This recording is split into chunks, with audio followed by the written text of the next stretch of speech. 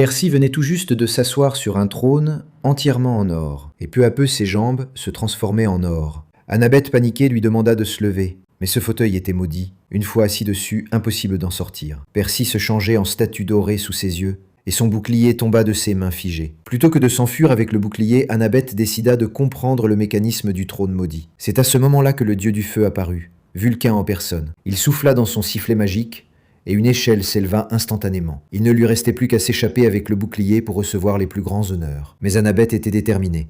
Elle voulait sauver Percy avant tout. Ce geste de courage, basé sur le sacrifice volontaire de Percy, toucha profondément le dieu du feu. Impressionné, Vulcain souffla à nouveau dans son sifflet. L'or qui recouvrait Percy disparut en un clin d'œil, et la malédiction du trône fut levée. En réalité, ce trône n'était qu'un test imaginé par Vulcain. Pour le briser, il fallait prouver une fidélité sans faille. Percy et Annabeth remirent ensuite leur bouclier à Arès, le dieu de la guerre. Pour les récompenser, il leur prépara un camion et les accompagna lui-même vers une toute nouvelle aventure. Si tu veux réussir ton examen, tu dois aimer cette vidéo, t'abonner à la chaîne et commenter. Amen. N'ignore pas ça, sinon tu pourrais le regretter.